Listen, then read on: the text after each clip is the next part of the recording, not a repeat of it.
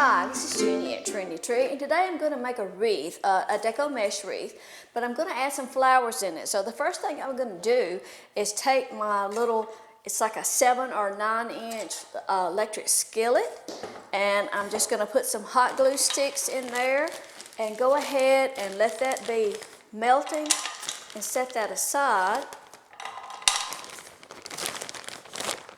So it'll be ready when it comes time to do the flowers.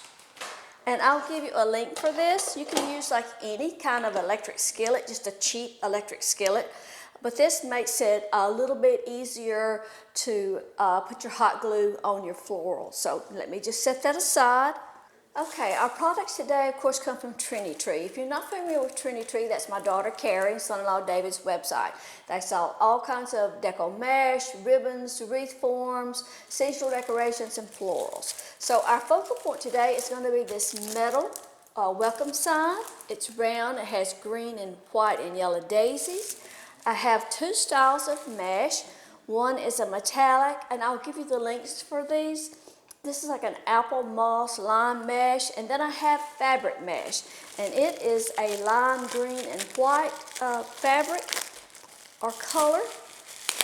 And I'm working on a blog post right now to talk about the differences in the styles of mesh.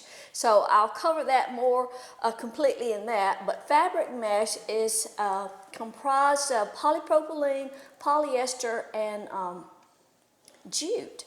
And it actually has less of the polypropylene than just plain old metallic mesh. This is all polypropylene, which is plastic. So, and it has some foil in it. So what I'm going to do today, I'm going to show a way to save a little bit of money on your wreath. I'm going to use, this is a little less expensive product than this. So I'm going to do the Ruffle Technique, and I'm going to use a base ruffle of this and then go on top with my better mesh. In fact, I like this mesh so well that I'm not planning to do ribbon strips on top of it. I'm just going to let this mesh show. So I'm going to get ready to cut that mesh. And if you notice, I have another camera going. Sometimes you will see me look at the other camera, but it is an iPad set up to do a time release video. Now, everybody doesn't like that, so I try to do both versions. So the first thing I'm going to do is cut my mesh. Well, let me go ahead and show you. I picked out some little mini yellow daisies, and I may try that, and I may come back with some white hydrangeas. I'm not sure. I have a 24-inch green pencil wreath. Not pencil wreath. This is a work wreath. Our 24-inch wreaths measure 15 inches across the widest frame. So with that size wreath frame, you'll wind up with a wreath that measures 24 inches or greater. I have 2 ribbons picked out. One is a 2.5, and it's just yellow, lime, and fuchsia. And then I have a 1.5 picked out, which is a fuchsia raised squares. I'm going to use a wreath, not a wreath holder, a mesh holder. Sometimes it's called a mesh roller or a mesh holder. This is not something we sell on Trendy Tree, but I will give you a link where you can find it. This is a collapsible version. There's lots of different styles. So I'm going to take my mesh, and the first thing I'm going to do is just thread it on the holder. And this mesh holder will hold up to like 3 inches of 21-inch mesh, or 6 inches of 6 rolls of 10-inch mesh, and it'll hold ribbon too.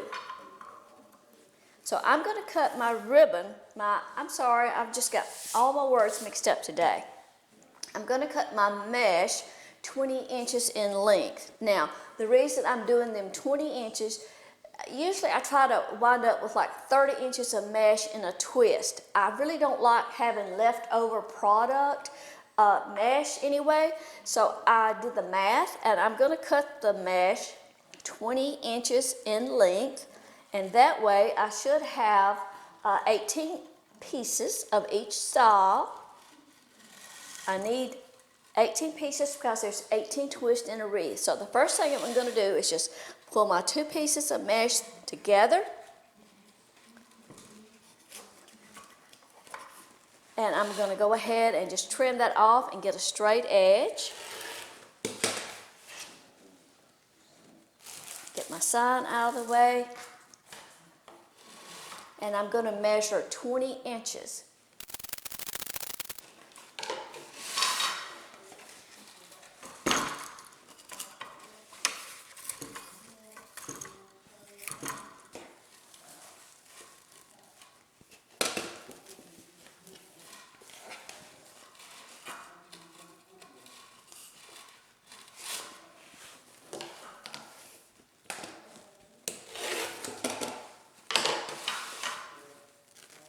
Now you can see when I got to the very end of my roll, one of my pieces is going to be a little bit short. It really won't hurt, it won't show one little bit.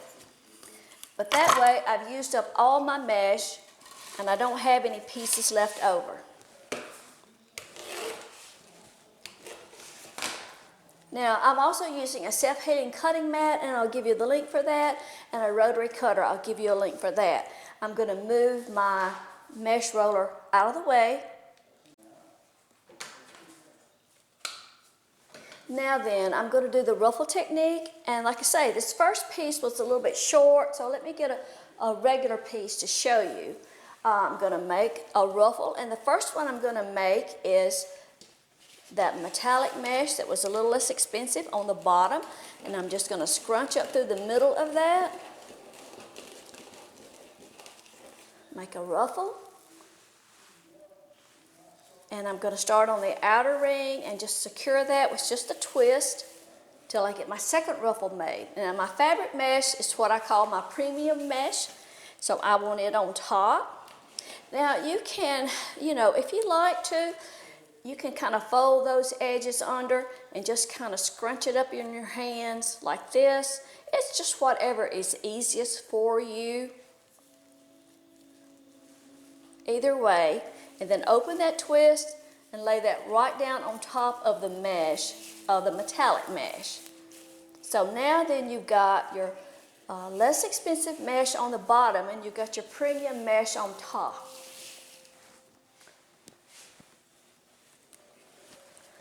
I've been wanting to experiment to see if we could scrunch up two ruffles at the same time and see how that would work. So I'm going to try that. So I've got my two layers, and I'm just scrunching up, and we'll just see if that works just as well. Save a little bit of time if it does.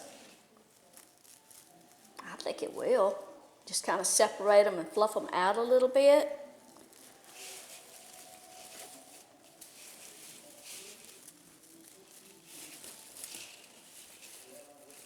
Now, I'm not planning to do ribbon strips, so I'm going to go ahead and close these twists with 3 or 4 turns, and then I'm just going to kind of fluff that out. I think that works okay. So I'm going to try doing a couple more without separating them.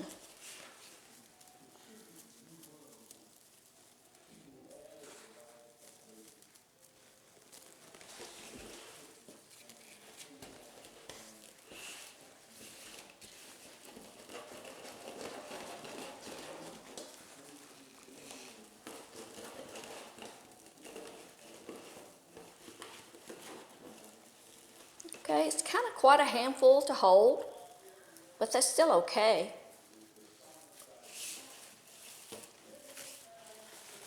I think it gives you the same look, whether you put them in there individually or not. Just kind of, separate them to make them fluff out a little bit. But yeah, I think that'll work.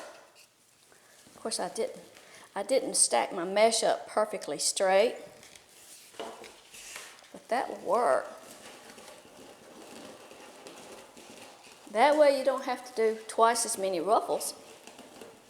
But you could do it either way. Just either way is what's most comfortable for you. The ruffle technique is one of the easiest ways to make a wreath because, the pieces are all cut the same length, and it will come out the same each time. You don't have so much of unevenness or anything like that. So I like it. It's very good for beginners.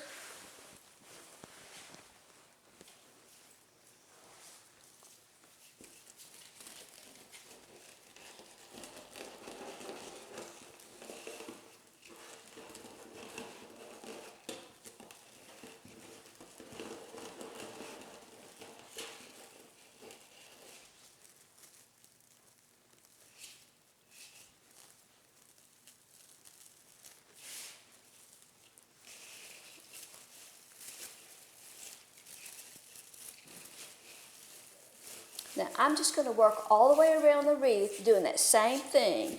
I'm going to put 2 ruffles. My fabric ruffle is on top, and I'm going to put 2 ruffles in each twist all the way around the outer ring, and then I'll move to the inner ring.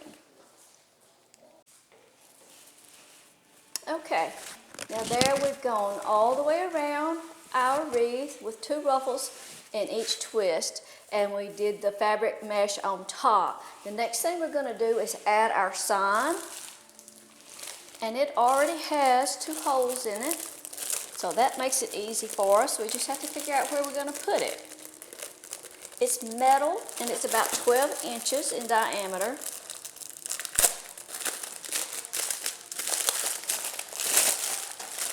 It's white on the back.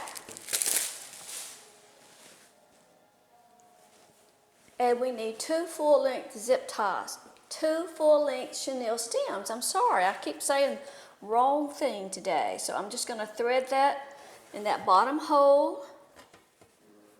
Give it a twist so it doesn't pull out. And put one in the top hole. And we're going to put this just in the center of the wreath. Now, we don't want to push it down so far into the wreath that it's buried in the mesh. So we're going to just kind of lay it, kind of open up the center of your wreath.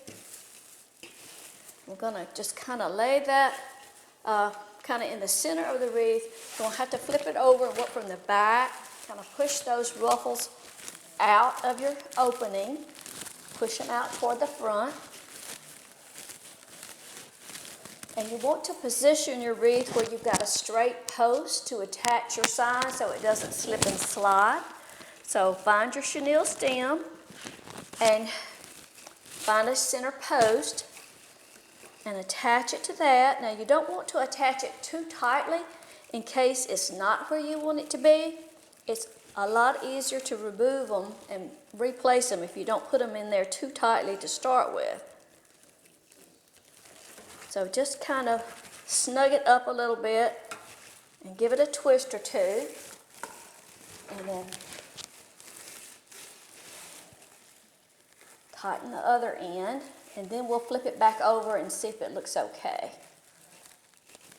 And then if it does, you can kind of clean up the back of your sign and take the ends of that chenille stem and kind of twist them around the wire frame so they're not just sticking out from the back.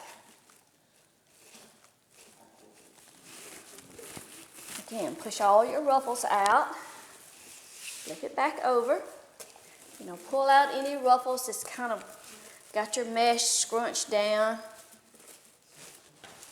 Okay, and that's the way that looks. Now, you can also make a hanger for your wreath on the back with a chenille stem or a zip tie. I'm just going to do one with a chenille stem. And just put that on the back.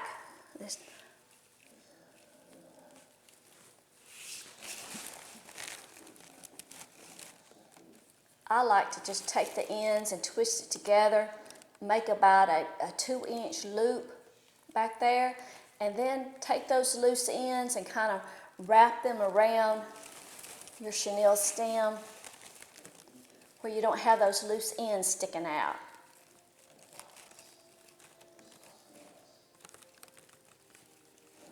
And like I say, you can use a floral wire or zip tie, either one, to make a hanger.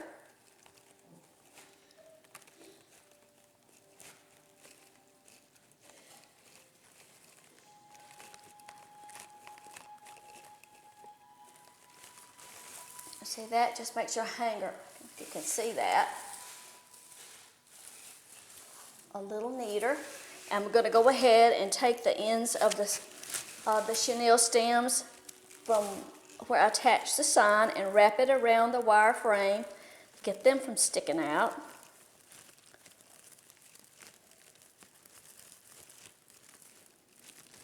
That's one good thing about using a work wreath. You don't have, you can use a box wire wreath and attach your mesh with chenille stems, but it's a lot more work, and your back doesn't look as neat. Of course, you save some dollars, so it just depends on what you need. Okay, so now we can just hang that up by the hanger, and you can kind of stand off and look at it and see if you got any places anywhere that need to be fluffed or straightened out or anything. So the next thing we're going to do is add some flowers.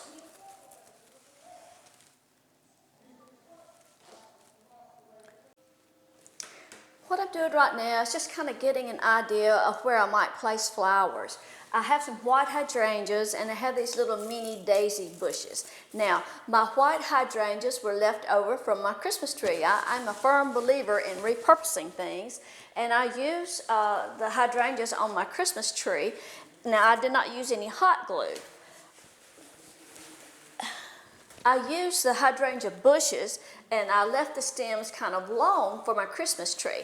But for this, I need to cut the stems a little shorter and maybe sometimes use two together. It kind of makes more of an impact than just one single bloom of this size. Now, the mini daisy bush, I'm going to go ahead and take this little bush. I don't know how many of the hydrangeas I'm going to use. After we get the wreath done, then I can go back and count the number of blooms and then tell you how many bushes I've used. Right now I have 2 of the little mini yellow daisies, and I'm going to go ahead and just clip those apart.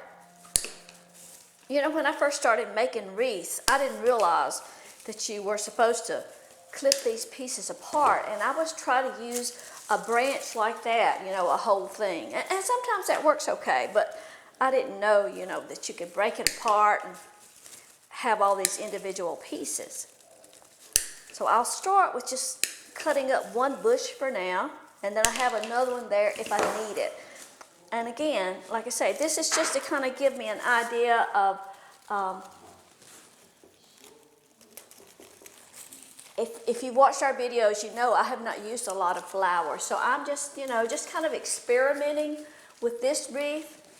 And I'm just going to kind of put these in and see how I think that would look. And then if I like it, then I'll go back with some hot glue and secure those. Sometimes those are hard to get in there. You think they would just slide right through that mesh, but they don't.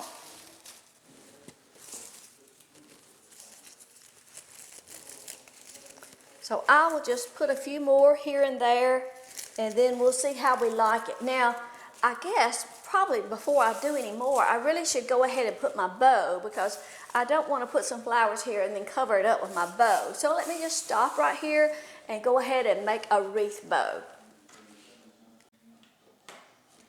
I'm going to use the Easy Bow Maker today. Now you can do a free-handed bow. I am not great at free-handed bows. I can do it, but I'd rather show you how on the Easy Bow Maker. You can also use a pro bow. I use a bow dabber sometimes. You will need a zip tie and a chenille stem.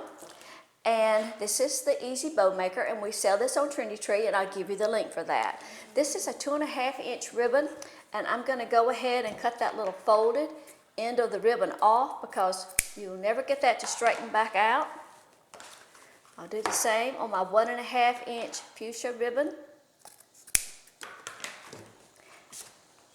And I'm going to make just a wreath bow, about a 12-inch wreath bow. So I'm going to measure, I want my tails to be about 16 inches. And that's just strictly, you just make it however whatever length you want. But so I've measured 16 inches. I'm going to pinch that up, drop it in the slot, give the ribbon a twist, pull that tail to the front, and I'm going to make a 6-inch loop.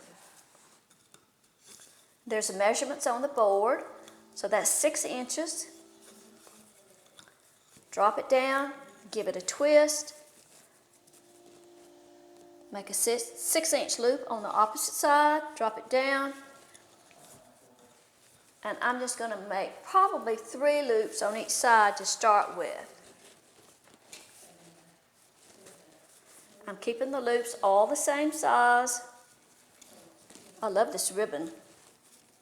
It's got it's a nice texture, and it's crisp. And you can kind of spread those out as you go. But each time you twist that ribbon to get the right side up. So I'm going to make 3 loops on each side of 6 inches.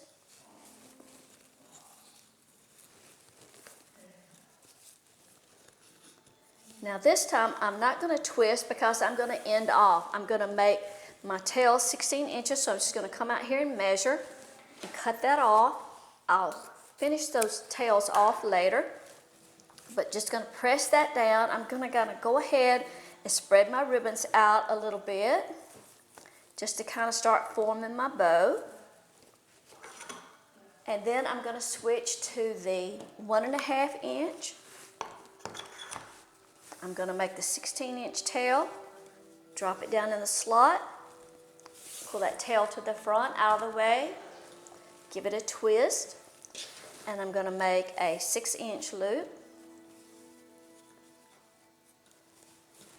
twist, make a 6-inch loop on the other side, twist, go ahead and make another loop, keep it in 6 inches. Okay, so I'm just going to do 2 loops of that right now. I'm going to come down, measure that 16-inch tail, cut that off. Okay, I'm going to go back and put another loop of the plaid, 16-inch tail, drop it down. Since I'm just using 2 styles of ribbon, now this time I'm going to come in just a little bit smaller and make that about a 5-inch loop. Make a 5-inch loop on each side, come down, cut that 16-inch tail off.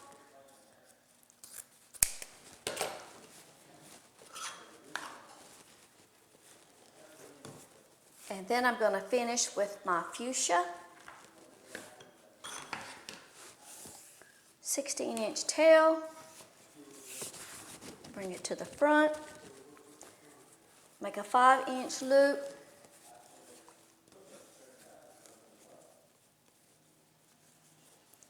I'm just going to do a loop on each side,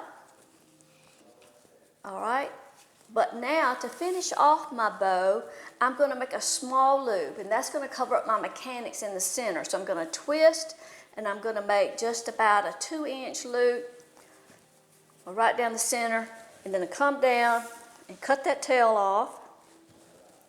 My tails may not be perfectly even, but that's okay.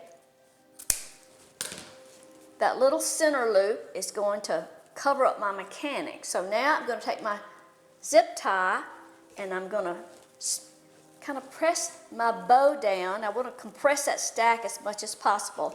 And I'm going to slide my zip tie under all my layers. I'm going to go ahead and start the zip tie, but I'm not going to pull it tight. I'm just going to pull it enough to where I can pull it off the board. I'm just going to kind of hold my stack also, pull it off the board, get my ribbon out of the way, my ribbon maker. And then I'm still holding it. I'm going to pull that zip tie around to the bottom, and then I'm going to slide my chenille stem under it. I'm going to use the chenille stem to attach it to the wreath, and then I'm ready to pull it tight. Keep holding it stacked, and then just pull that tight as you can. Take your wire cutters, cut that chenille stem off, turn it over. Now then, to cover up that little zip tie, we're going to take that little center loop and just kind of pull that over to cover it up. And then just fluff out your bow. Give your chenille stem a twist on the back. And just spread your bow out.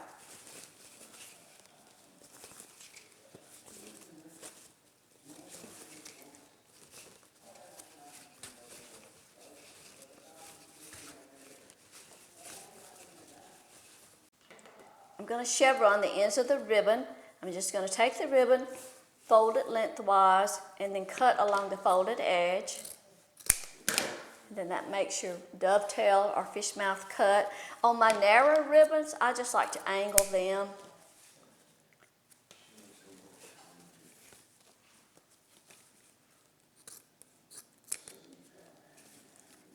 Your ribbons don't have to be all the same length, that's okay. All right. That's our bow. And now we're just going to attach it to the wreath form. I'm going to attach it to the bottom of the wreath.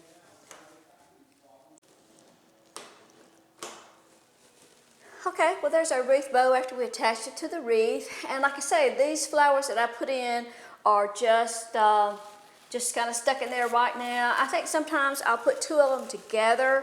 I've got my hot glue pan back on, and we'll just stick some of these in and see how that works.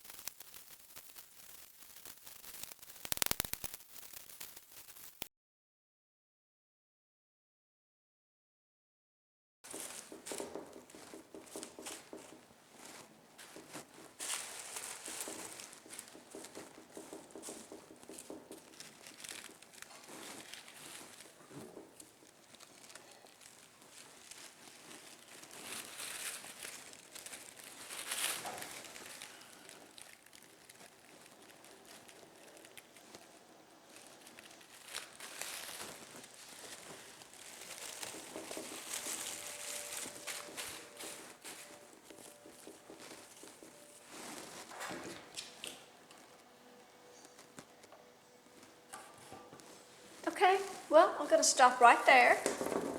And there's our finished wreath.